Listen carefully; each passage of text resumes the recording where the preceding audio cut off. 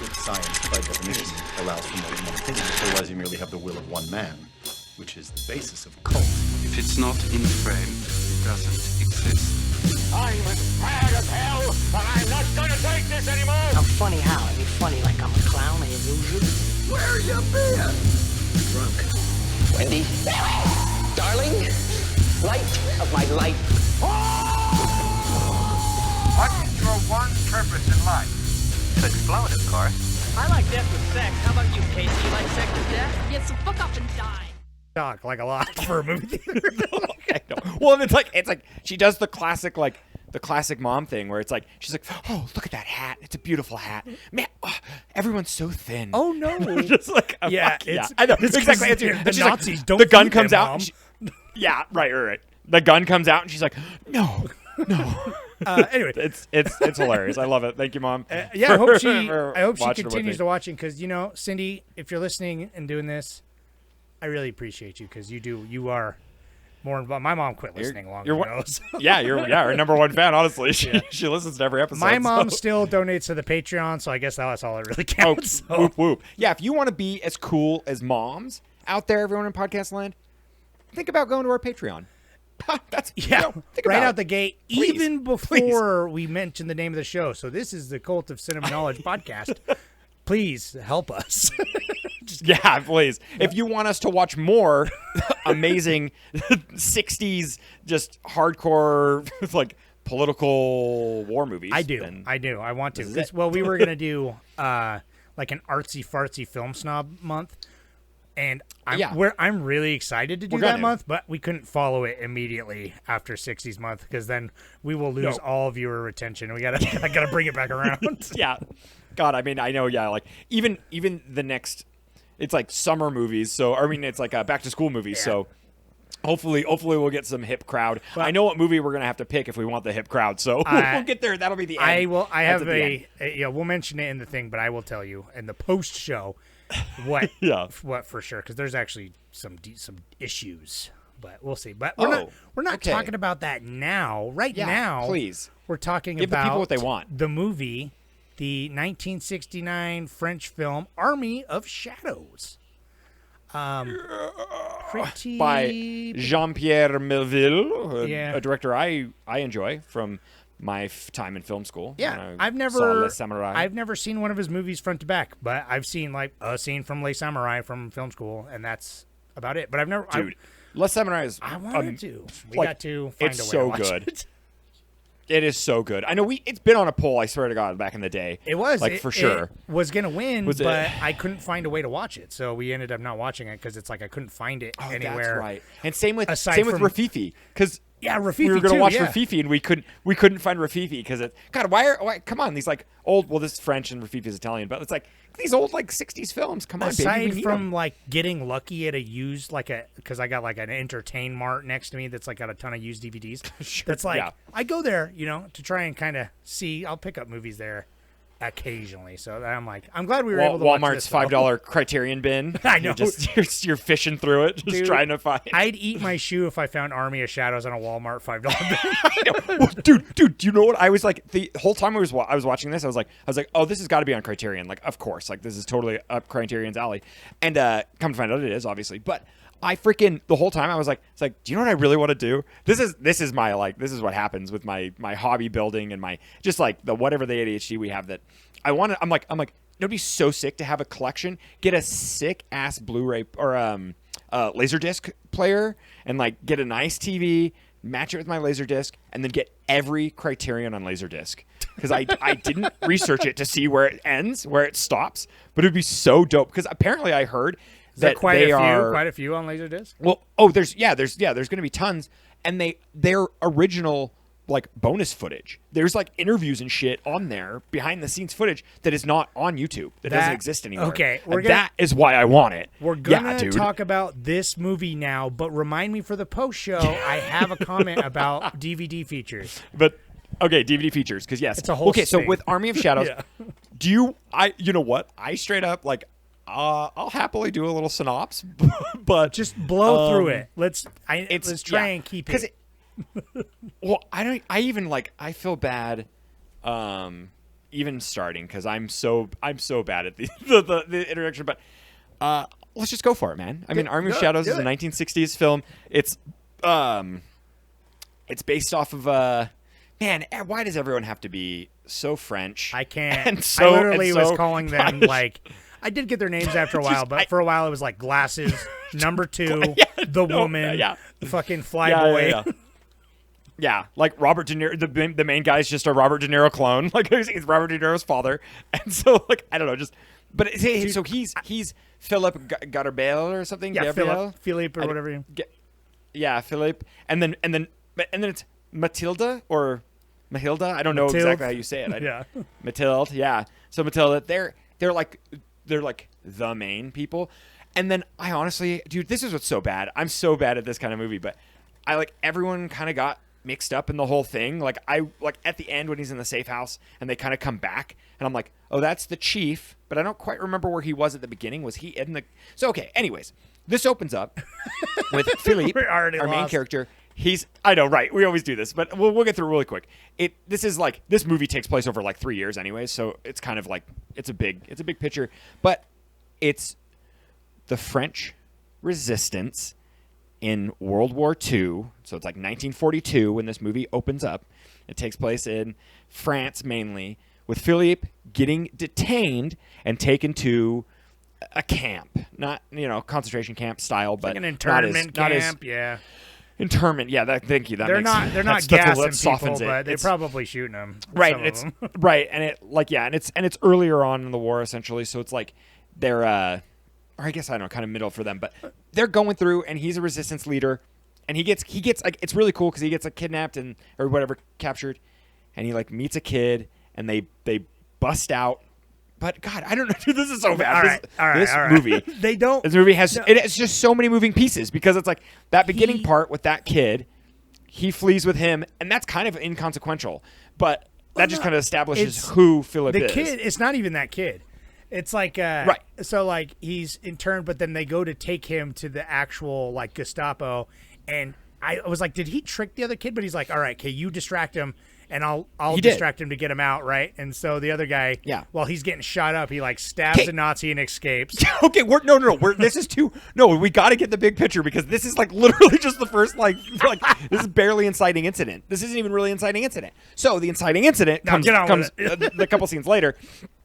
It comes on a little bit later when you actually find out that like they mean shit and they're a resistance because they bring in a kid that was like he ratted on them. I think he was the one that ratted on him that caused him to get like deterred in the first place. That caused him to get right, exactly. That was my assumption too. But they have like a new guy, and he's like, oh, I wanted a stronger mission, a more intense mission. Here it is. We have to kill this guy because he's a traitor. They kill him in one of the most brutal ways possible. It was intense. Did they BTK him with like the twisting of the knot? I know, really, the twisting of the knot, dude. It's so that's so like God, that's cool. And he's like, you won't feel anything, and I'm like, he's gonna feel everything. But they kill this kid. This isn't even my God. These are like, I guess it's like this is how this movie is. Every little part works to the broader scope. But they kill him, and then Philippe goes and meets Matilda at this time, and kind of rendezvous with her. And she's like a big component in all of this. She does a lot of moving pieces. She has a lot of men under her that are part of the resistance. And there's a lot of like sending arms and sending rations and sending money, and like it's a mixture of that where like we follow Philippe it's and very Matilda through the nuts most and of it. bolts of the resistance, the very like meticulous, and then it's like his sidekick, his like number 2 Felix of his. Like meets Flyboy from Dawn of the Dead in a bar that he's like, oh, I remember you. Right. Like we're friends, and Flyboy's like, yeah, I want to fucking, let's get in it, buddy. I'm like, I need some action, and so he like puts him on it, sends him to go meet up. He goes to Paris, right, and they meet up with the. He sees his brother, which is I only mention that because his brother's the head honcho. Later, his brother's the chief. And so, but like, earlier on, you're like, oh, it's his brother. He's a philosopher. That's nice. He writes books.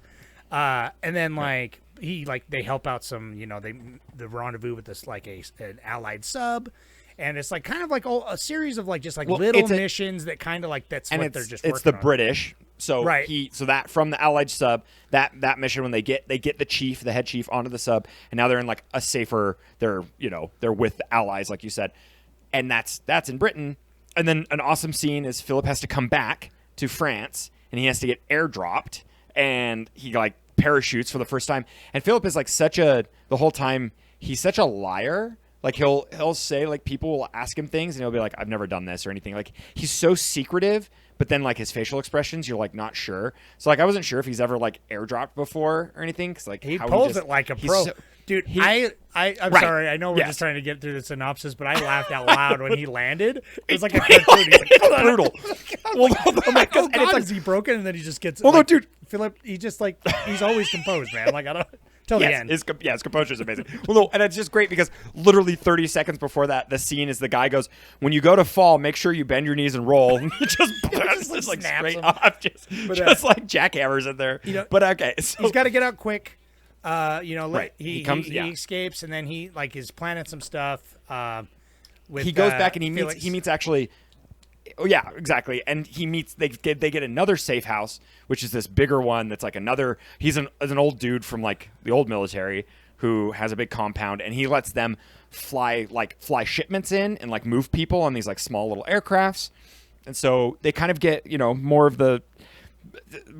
more resistance. They get more people involved. More resistance, resistance plus. Extra, yeah, they're resistance plus.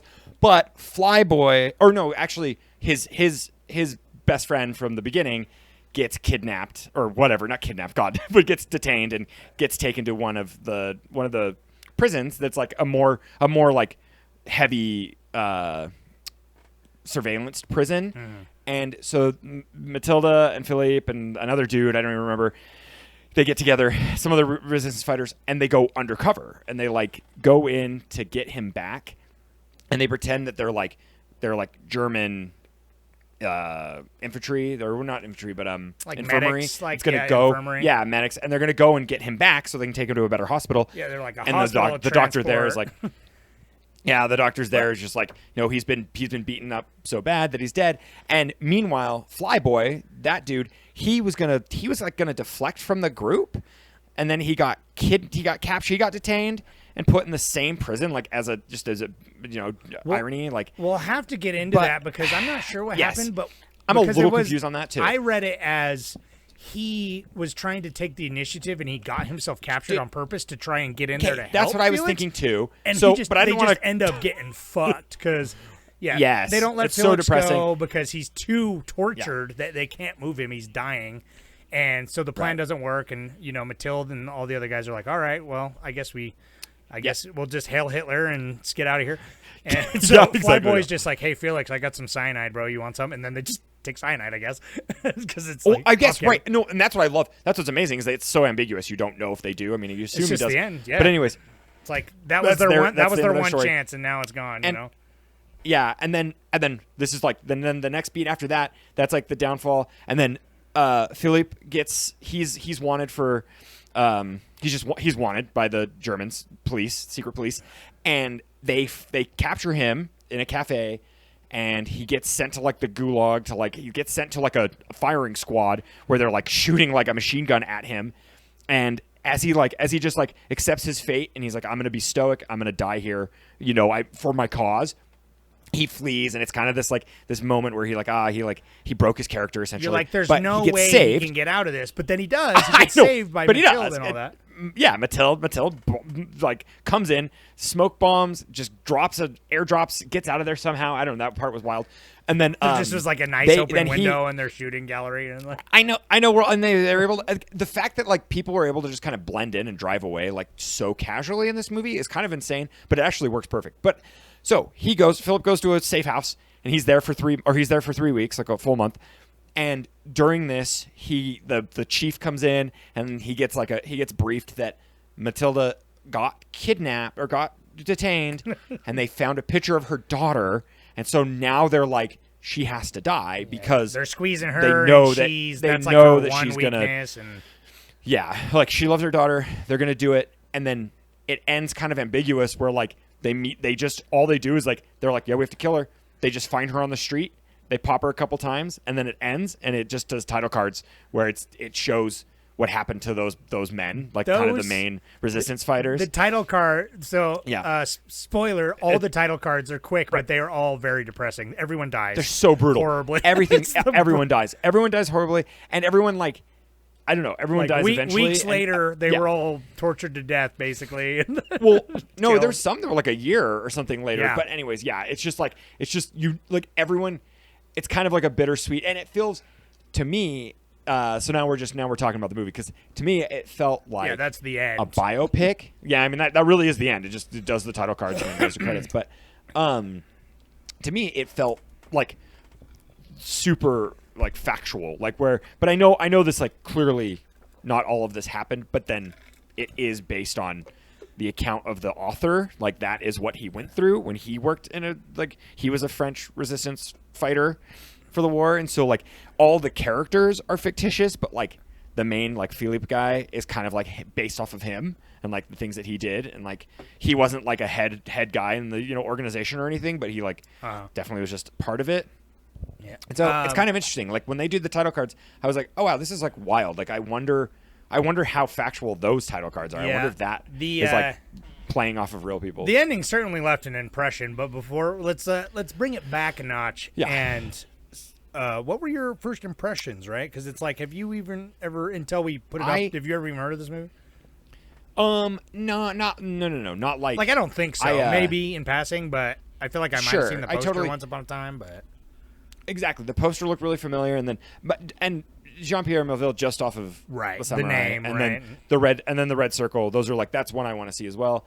Those, and then like this movie was one that I like remember hearing about a lot. Like when it won, I was like, it's like, God, why it had like, it's just in my craw. I was like, oh man, it's got to be familiar. And then I read it, and then I went, oh, I know about this because when we did Tinker Tailor Soldier Spy, when we did that movie, this movie popped up. This movie popped up in that. Okay, so that makes sense. That makes sense because this movie has some serious. This movie made me appreciate Tinker Tailor Soldier Spy a bit more. Because it was like definitely the same style. Like I think I like this movie more than Tinker Tailor Soldier Spy. Right, I do, too. But it's like that type of like this. This is a slow movie, but it's a well-paced movie. Like I do think they probably the pacing is amazing. They could have shaved a little bit of a runtime, but like it is could have been a solid 2. It's slow paced. Like there are like they really take their time, very methodically. Like they'll just show a guy walk all the way to another part of the place that takes like it takes like tension, 30 full seconds. Yeah. Well, it's the like I don't want to say bureaucratic, but it's just the just slowly marching onward despite the weariness. Like it's always just like trudging. But like and it like which fits the tone of their spirit, you know what I mean? Like they're just like you just got to keep resisting, man. Like you just have to. They do it cuz they must. Not because they're passionate, right. They must. It's for. I mean, that's what he said too when he was going to die. He's like, you don't fear death, like you can't fear death, But as it's coming, and like it is scary. But he's like, I'm doing this for greater good. And I think this just the whole time I felt like when's the other shoe going to drop? Like what? Like the tension in this is so well paced that every scene I literally was waiting for. Like a bomb to go off or, them to get caught or them to get shot or like the cops to come in. Like just every single scene. I was like, what the hell is going to happen? Like what tension? Like, and like master class, dude. If I teaching a film history class, I 100% would show that beginning, like the scene when he kills that guard, that whole time when they like walk in. And it just like it shows the time, like so much patience in this movie. But like you're on the edge of your seat, dude. Like you're on the edge of your seat because that's that like the main dude, like Philippe, has got to like he has to be cool, he has to keep his calm, and then he just has to jack that fucking knife, gets like the stab on him, and like bails, and then when he tricks that kid, goes the other way, and then he just goes into the barber shop and it's cool because it's just a coincidence. Like that point where the barber comes up, I'm like, oh my God, this isn't planned. Like this isn't a resistance fighter, but he kind of was. He was a sympathizer. Like he totally was like chill. They're in Nazi occupied France, so on the down low, all the French are like we're going along to get along, but 100%. fuck Yeah. them Nazis. Here's a new am I quote right? to go blend in. Am I right? That's a message that I hope we could all get behind. But I know. Well, it was a message that God, I wish it could have died with the 40s, but here we are. here we are today. God bless. Yeah. So, dude, I think that tension it's and then great. patience. The pacing in this is amazing, and I think it's like I don't know. I mean, it could have been solid too. Like they're definitely. I think they they're could definitely have like shaved it, but there's nothing. It would have been just like yeah, a slight shortening of shots here and there. I don't think there's anything they. Yeah, like they it probably probably could have wouldn't cut like a small scene or something, or Right. like they did spend a lot of time on characters that didn't really matter. You know what I mean? That like Right. in the kid at the beginning, like he just not really. But then again, it's like I might be missing stuff, and it's like all the men at the end that are like he gives them all smoke. There's like a 10-second close up of each one of them, and they immediately just die in the next scene. You know what I mean? But right. but it still adds like I that love it. scene is just like he gives them all his cigarettes. Everyone gets a cigarette by him. And it's like I feel like he's kind of doing it because he always is getting out of things, and it's like he's like trying to build the thing with these guys and be like, hey, you can trust me, you know, because whatever that's angle what he does. can get to like make shit happen, right? And so it's like all of them too, and they're just like, yeah, this is it, you know, with their smokes, and then yeah, man, it's good. Like I really What really were love your the first pacing. impressions? Yeah. I mean, I was really excited to watch this because it's like I'm like something about like a slow 60s World War II movie that's like it's a World War II movie, but it's not like a war movie. Like I do forget That's that like what's great. a war Yeah. is going on, but it is. It's like in the fringes, right? of It's this a war. political. I'd call it like a war thriller, political thriller. It's I like don't know. definitely more of like a spy movie almost, you know. But like, it's Yeah. not. This is your grandpa's James Bond. You know what I mean? Like, No, dude, that's exactly what I was thinking. I was like, oh man, this is that. I mean, that's why I understand people really liking Tinker Tailor Soldier Spy, because it does. I'm like, okay, I do appreciate that more. I think this is better, but this just definitely isn't my kind of movie to begin Yeah. with. But it just like it really works because I love the time period. It's so wild, like it's timeless. Because I the whole time I was watching this, we both of us watched the really really nice restoration of it. It looked great. It looked amazing, dude. It was it's crazy how good it looked. Like I straight up was like, this literally could come out today, and because it's a period piece, it looks great. Like aside from like some of the some of the blocking and some of the shots, the things that we've been talking about, and if you like YouTube, which we're on YouTube, hello everybody. If you like it. There's a dude called Every Frame a Painting. I'm sure you've heard of him if you like film, and he just came out with a freaking video essay on the two shot, on blocking, and specifically like old school movies. And so it's just We've been like, talking I was about it all month. We've been talking about this for months. I know, and we've really punctuated it with like the 60s movie month because it's like they really, I don't know, they did it a little different. They really had to focus on it. But yeah, obviously the blocking in this was so good. And yeah, like to get information across in this, it was like, yeah, the beautiful. editing is in addition to the blocking because it's like the editing. Like this is such a kind of an interesting movie because it's like the editing was super effective, and like sometimes it really helped the pace. Like you didn't notice the pace because the editing was good, and then there would be like some really messy cuts sometimes, but they really worked with the scene when it's like kind of chaotic, like. You know, they'll just like cut to a close up like really fast and then cut away, and it's like, and then there'll be like a weird continuity jump slightly, but it's just like, it's never during these slow scenes. It's always during kind of like these chaotic scenes, and it makes you feel like you're kind of like I don't know, like it's not. It definitely it's gives. Not technically good, but it action is extremely effective to like conveying a tone. So like, I guess it is good, you know, because it's like I feel like. I mean, I don't know if it's a deliberate choice. Or they're just working with what they have in a crazy scene. That's the French, baby. That's how it happens. They're just like fucking. Let's just we shoot it and then we just roll with it, baby. Yeah, right. Yeah, man. I don't know, like and then going back to the look, because we're talking about I'll talk about how I feel about like the story and the characters and everything, but like the technicals, like something about the last three movies we watched were all black and white, which were gorgeous, especially High and Low, right? for black and white cinematography. But this movie, it's like the opposite of like a bright, rich 60s Technicolor. No, right. Like, it is essentially black and white. Like, it's muted and dreary and brown. Yeah. And just like muddy greens, you know what I mean? And like the blues are frigid. Yeah. It is crazy how cold they make the blues. Like, Well, it makes me amazing. This film makes me feel weary in a way that like is the point. Like they do not glorify being like a spy or a resistance fighter. Like very little of them. No one's like, other than Flyboy, has the like, yeah, like I'm the fucking, because every other movie with a resistance fighter is gonna have a fucking like a bunch of people being like, yeah, fucking my homeland, but they're all like tired and they're like middle management and they have to like kill people on their own side just to like keep their secrets, and like it's just they're going through, and the only person that is like has some gumption is Flyboy, and look where that fucking gets him. You know what I mean? It gets him fucking tortured in a prison where he has to eat cyanide. Notice, though, and it's like his own fault, I'm pretty sure.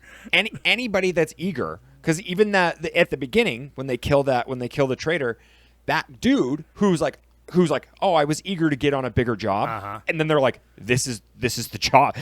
There's nothing pretty about it. Like the two dudes in there, the fucking weathered, there's the people who have been doing this for years. They're just like, this isn't pretty. Like, and they don't say it, but effectively they're like, don't look away. Like, you have to watch me just like kill this kid in front of you. Like, it's that's brutal. that's well, the they're just you like, get. Like when you want more. The gunshot's too loud, and it's we great. don't have a good knife, so oh my strangle god, him. And that whole he's like, with my that's hands, what's so good, and he's dude. like, there's a towel in the kitchen. Yeah, every scene has that where like it's just like it's such a good contained scene that works so well with the rest of the movie. Like they really, it's funny because they really don't make them like this. Go watch the Every Frame of Painting. He really does he does break down like how it works nowadays. Like because we can shoot so much coverage, we just you kind of shoot. We get beautiful work. That's what I was saying obviously. last episode. I know, right? I mean, that is, and it totally is like we've said that before. Where like film wasn't cheap back then, so they would have to like rehearse, and then they'd have to like they dry run it, and then they would block it, and then you shoot it, and it's like you just I don't know. And then there was a film lexicon that was different. It just all the two shots in this, and this has a lot of like just pan slowly into the room, and then just stop, and then like everyone does the scene. It's beautiful. You know what I miss? Speaking of old films, something they also don't do anymore, really, and rarely. Some filmmakers do it, obviously, but is the zoom, baby. Like, oh no, that whip pans and shit, whips, dude. Like, oh when yes. They're like watching someone come out of the car and get in the car, and it's like it adds that sense of like spying when he's like zooming in on them and like zooming in on the car, and it's like oh so much. It's like dude, the voyeuristic like, sense of like I'm getting all the details of all the like here's what's going on, here's all the people, and then well, dude, I love it. They show the scene. Everybody knows that they've been made. Like, they're that guy that's coming out when he loses his hat. And, like, he comes out. I think that might have been Flyboy. I can't remember. But there's, like, he's, like, walking down the street. And then you see, like, a guy in, like, a breezeway, like, fucking in the door frame. And he just knows it. He's like, oh, I've been made. Like, it's just like, oh, shit. Like, you know it. And that, dude, that's, like, slow push in from really, really far away. That, like, zoom. Beautiful. It's so weird. You're right. Because High and Low had some great zooms, too. Dude, I mean, that was... I love an effective zoom. Like... Yeah, nobody ever really does it because it's like I do remember in film school they were like, zoom looks amateur is what they like used to say. I remember like you don't expect and if not used properly, and it always made me think of like lenses too. Exactly, it always made me think of like back in the day of like a mockumentary style like The Office where they just zoom around for like get your hands off the zoom. It's right, like, but when you do a zoom on purpose, it's great. Right. So taking it back a little bit, so like the weird thing about this movie, I kind of struggled with it a little bit because it's like this is, I think, a great movie, and it's gonna be one of those movies that like in my mind, like is condensed and is fucking amazing, like a hidden, forgotten masterpiece. But like my actual experiencing watching it, and it's like I guess that was like sort of the point, kind of too.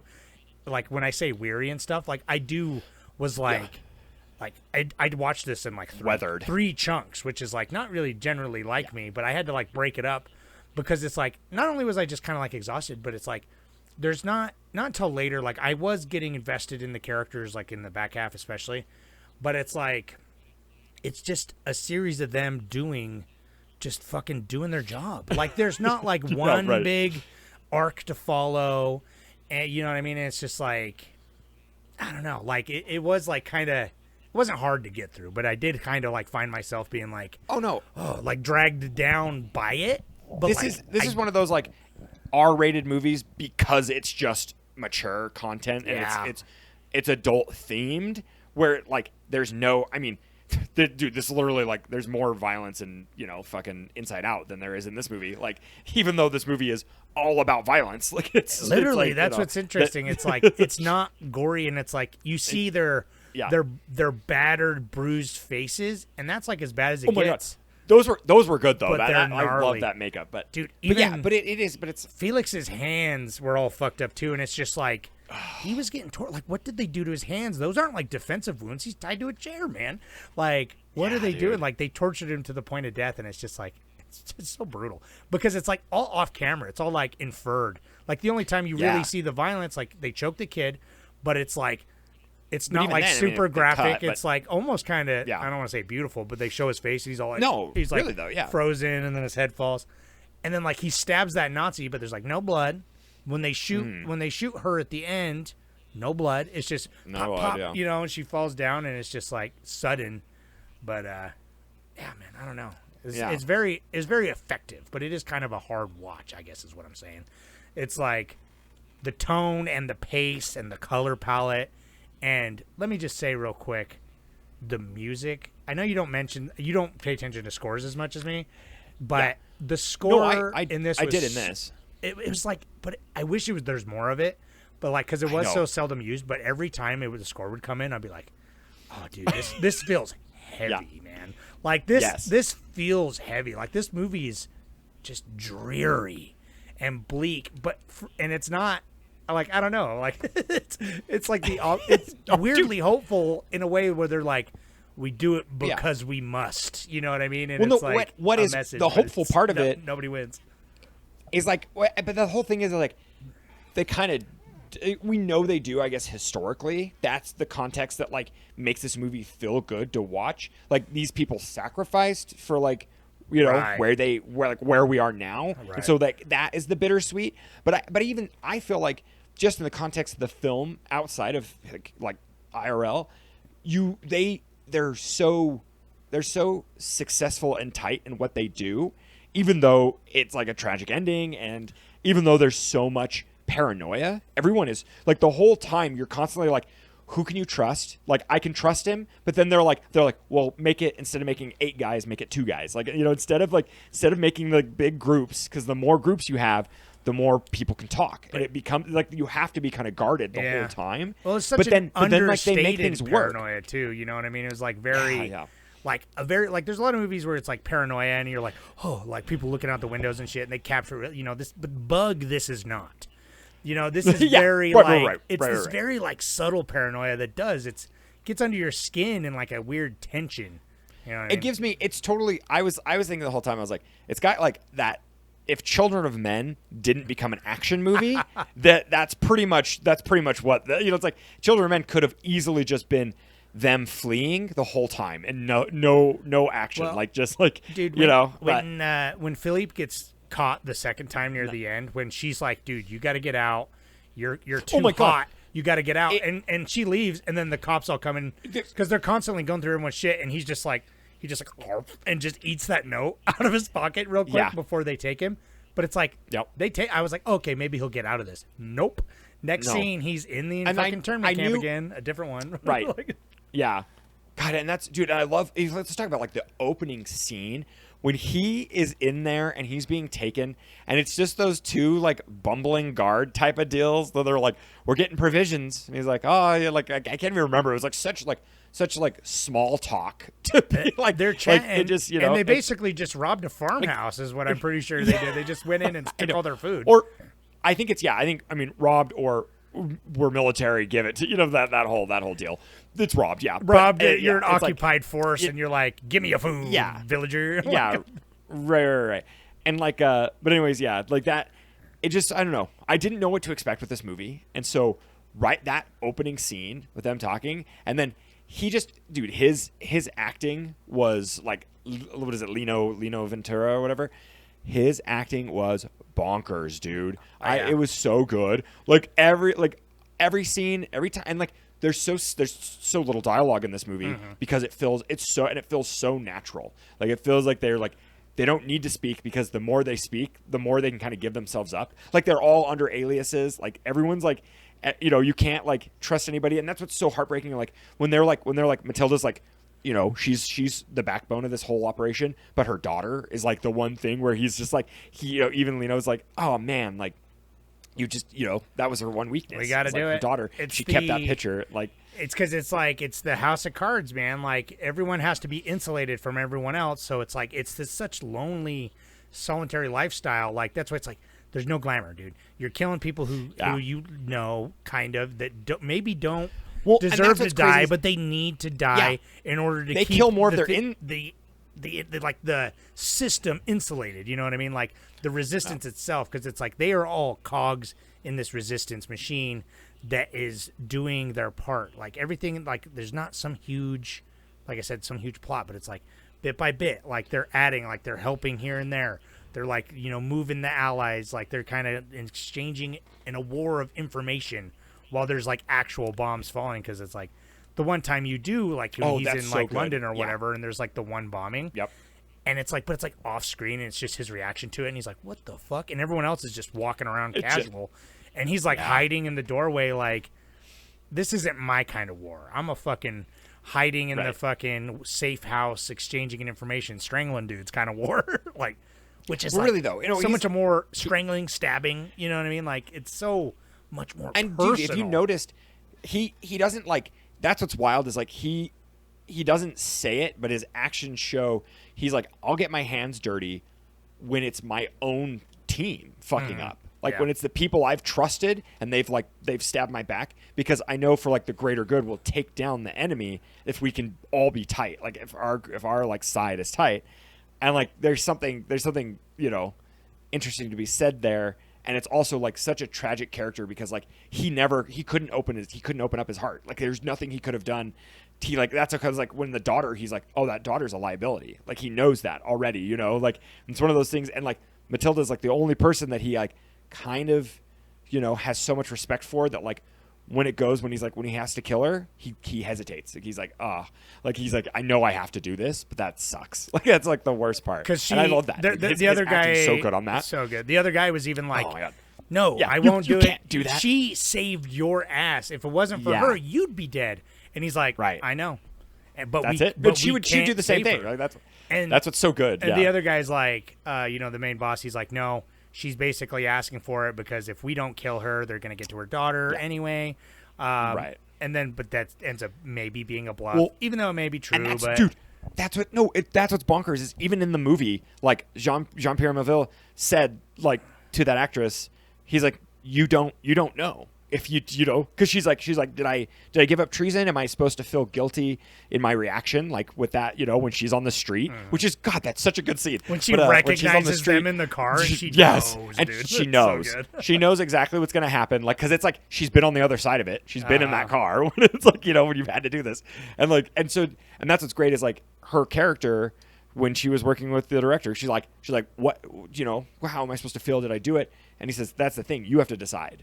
Did you or not? Like cool. it's ambiguous. Yeah, I like that because it is ambiguous because it's like, yeah, maybe if that helps you sleep at night, that's your reality. Yeah. You know what I mean? To justify killing her or whatever.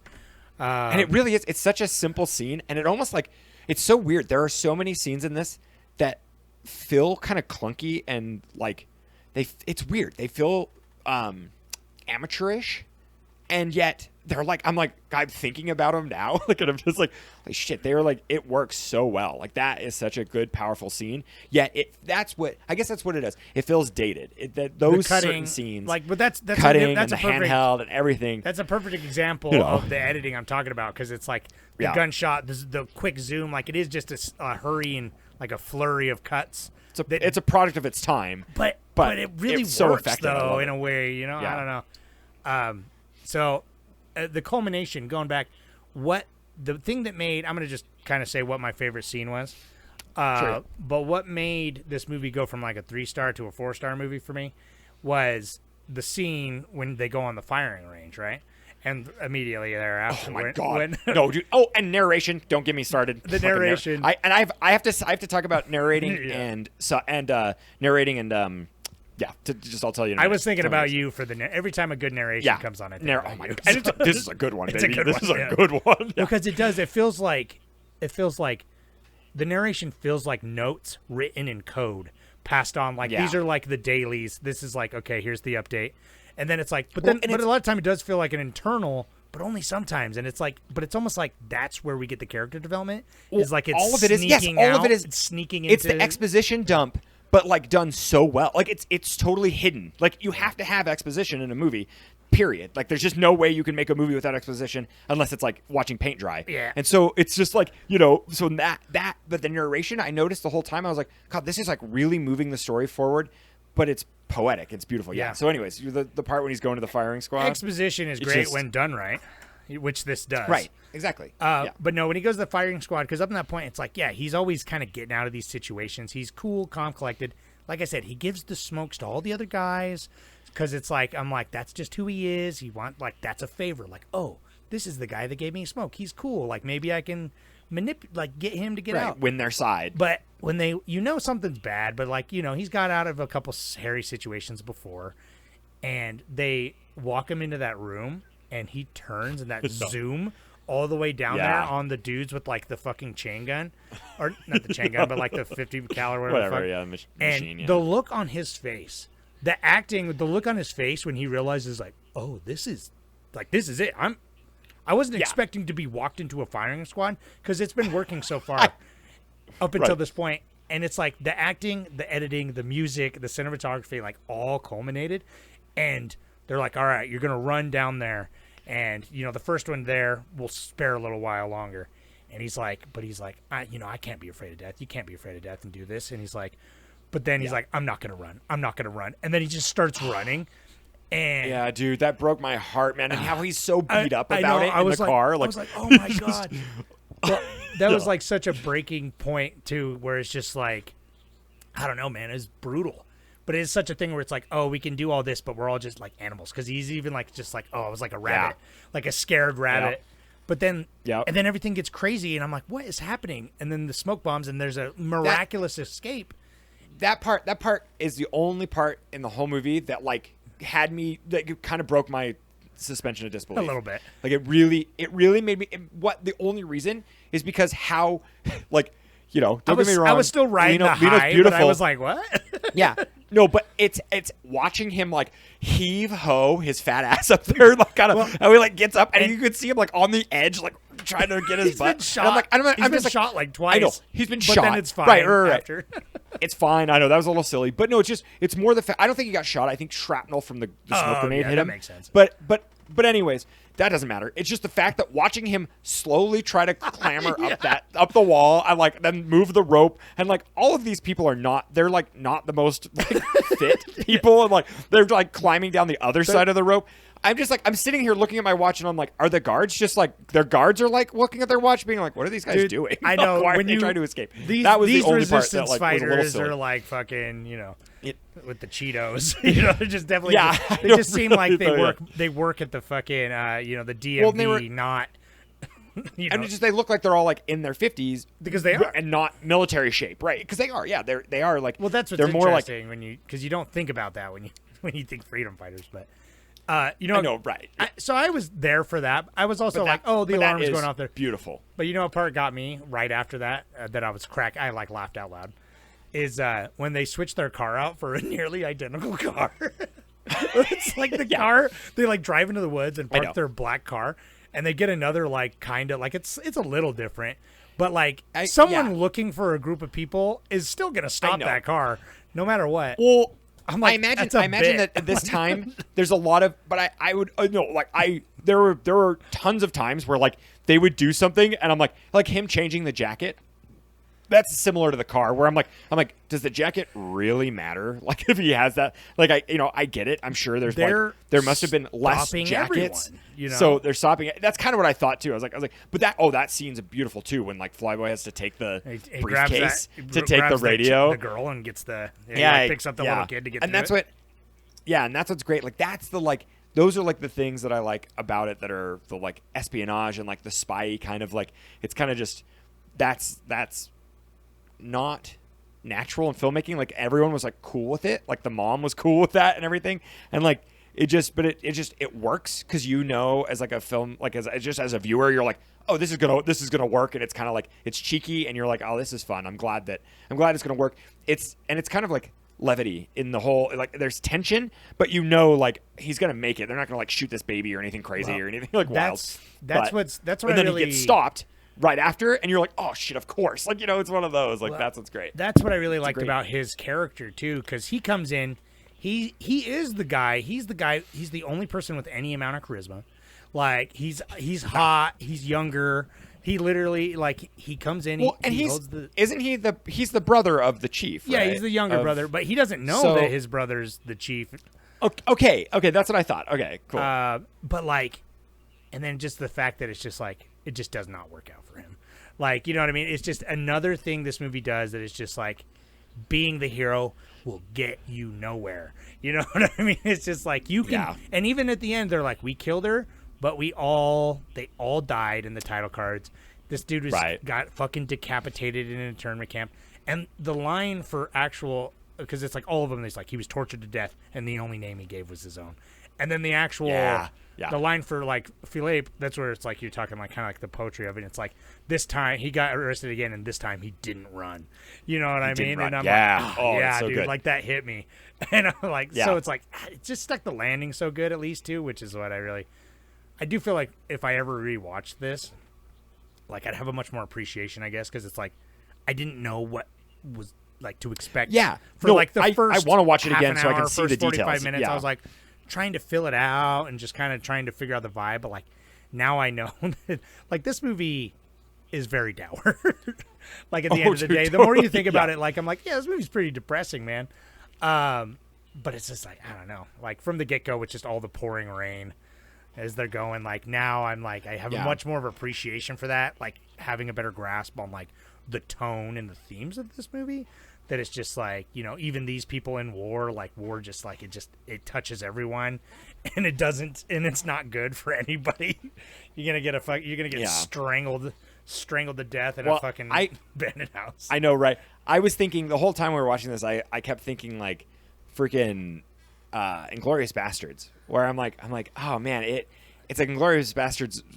Quentin Tarantino saw this movie and was like, I want to do that scene, but like my style and a happy. Like he basically was like, I'm gonna make a happy version of this movie. Cool, like, right? Yeah, it's cool. I mean, that's what he does. He's like, the dude of cool. But but this movie, the it never lets up, and that's what I love. But it's not an action movie, and that's something that. It's hard to accomplish. I don't think Tinker Tailor Soldier Spy really did that. There were definitely times in that movie that I like felt a lull, and so this was impressive. I definitely I highly recommend this. Yeah, for sure. And like that's what I'm saying. It's like this movie is patient, but it requires your patience because it's like like I said, it's like while I was watching it, I never felt like bored, and I never felt a lull like I did with Tinker Tailor Soldier Spy. But it has that pace that is just like, it is hard to like be part of it. And the tone is so hard to be part of it too. It's not, it's like, it is tension and it's like paranoia, but it's like, it's not exciting in that way. Like it is in its own way, but it's not exciting in a way that's like, ooh, what's going to happen? You're like, oh, what's going to happen, man? Like, Yeah. Well, and I was going to say, I picture everyone in France just like, chain smoking in the theaters, watching this movie in just dead silence, like the quietest silence you could ever imagine. Like watching this movie. This movie, like we said, I don't know. We didn't say it. We were talking about it a little bit beforehand, but apparently, I don't know why. I wish I could have figured out exactly why, but it's like this didn't release until way later. Oh, okay, because it didn't come to America until like 2006, right? No, it's a super simple thing. This film got made. '69. Apparently in '68 in France there was some like something political happened, so this movie was in poor taste. It got a limited release in France. It got a limited release in UK. People in UK enjoyed this film. It didn't make it to America because America was going through fucking Vietnam. So we weren't really taking foreign films as much. French anti-war movies. And, yeah, right, exactly, 100%. So yeah, it never made it across the pond, and then the film got deteriorated. It started because they made limited prints, and then the last viable print in the 80s was getting deteriorated, and then Criterion started working on it, and it didn't get a release until 2006 in America, which is bonkers. But it was to well received, and obviously Criterion. So now it's the on one the thing I Criterion read. channel. There's it was on in 2006. This 1969 movie was on a lot of people's movie of the year lists. You know what I mean? Which is kind of cool. It's like I still hope that there's movies, because it's like we talked about this before. Well, dude, that's what makes me think of disappeared completely from time. Like we almost lost Nosferatu. So many. Well, no, I just am waiting for more hidden movies to come out. That were like my they never one made it over is here. The Wizard of Oz. That's like the third or fourth adaptation of Wizard of Oz, which is like bonkers. It's like crazy how like that. And isn't it something like that? Like I can't remember. Like 70% of all films made. Oh yeah, like up until like the 30s. Yeah, 30, 40. Yeah, like, right. Gone. Yeah, just they, gone. Yeah, they're just and it's because like the film like literally would just sit in a room, and the room would get to 70 degrees, and it would melt together. There'd be nothing they could do, and there was just because we've gone through so many wars, there was no effort to restore film. And so, I mean, that's what we get now with like Kino and I love it. Criterion, well, I mean, Giannis. Ganja and Hess, that was another similar situation where totally it was like deteriorated and old, and people got behind and loved it, and like I think about that movie still. You know what I mean? And oh, dude, I loved Ganja and Hess so much. Yeah, me too. And I'll be thinking about this movie for a long while too. I think because it's like even though it wasn't like my favorite movie of the month, there's some like it's going to stick with me in a way. You know what I mean? No, it's hearty. It's a hearty meal. It is hearty. And I'm gonna sleep. I'm gonna sleep good. And this, I'm eating fat off this movie. This movie is wet, baby. Wet. It's blue and wet. Yeah, it's pretty. Yeah, it is blue. So, Anyway, just check it out. I mean, I guarantee if you've made it this far, if you haven't seen it, be one of the people who've seen it. And if you haven't made it this far, thank you, because it's definitely worth watching, especially if you're into film. I think it's beautifully made. Hey, we're not. You're jumping ahead, pal. I'm just saying. I gotta tell Money Minute. Oh yeah, give me the. Money Minute. Sure, watch it. But Money Minute, and then we have a Reddit. The Money Minute is impossible to find. I actually could not find. If anyone out there in podcast land could come to our YouTube channel or come to our Reddit, please, or email us at coldeststoneofknowledge@gmail.com, and let me know if you can find the budget for this movie, because I couldn't find a budget for this film or for Last Samurai. So I don't really quite know what his budget is. It's probably like $1 million, but maybe even like $5 or $6 million for this movie. Just to rent the like submarine too, because that was an active military submarine. That was cool, yeah. But and then it only grossed like $400,000 or something, if that, or not even. Let me double check it, because it was like I was like that can't be. With such a weird and troubled release too. It's like probably hard to track. Yeah, I mean box office, it says it's 899,000, so almost 900,000. Cool. that it grossed, which who knows what that means, if it's like the UK involved too. Does that encounter very the little 2006 release? You know what I mean? It's like I don't know. Right. Probably not though, right? I would imagine. Probably but maybe, not. I guess, because it's like this movie. It's not like it had a crazy. It's not like in 2006 it was or anything. Putting meat in the seats. That was no. I seem to recall 2006 was not the greatest year for film. The next year was 2007. Anyway, we got one Reddit from Old Reliable Clones of People 2 says, well, damn, that was depressing. First watch of this, and this is new territory for me. I've seen some of the French noir from the 50s and the new wave in the 70s, and this seems to be in the middle of those. Melville, however, seems to have to be a style of his own, meticulous, minimalist, and very moody. I can see how this film impacted on the American New Wave of the 70s, and in particular, Coppola. Oh, yeah, that's a good point. I can see that. Yeah, no, totally, 100%. Yeah, I can agree, definitely see that. The cinematography is great in setting the mood. Lots of space and long, slow shots to reflect the paranoia of the characters who know that their heroic endeavors are bound to have a violent end. The subdued acting is good, and the final scene where they kill the woman is crafted well, showing the emotion of the action for all involved. Overall, it's a 9.10 for craft, but a 6.5 out of 10 for my enjoyment. I like to revisit this someday, but I think I'd like to see La Circle Rouge and Le Samurai first. I don't know why I rolled that at the end. Thank you. But that's exactly what I'm saying, dude. Like, this is a 9 out of 10 movie, but my enjoyment at the time was like a 6 out of 10. But I do think it's going to comfortably culminate together in my fucking medulla oblongata or wherever fuck stores my memory.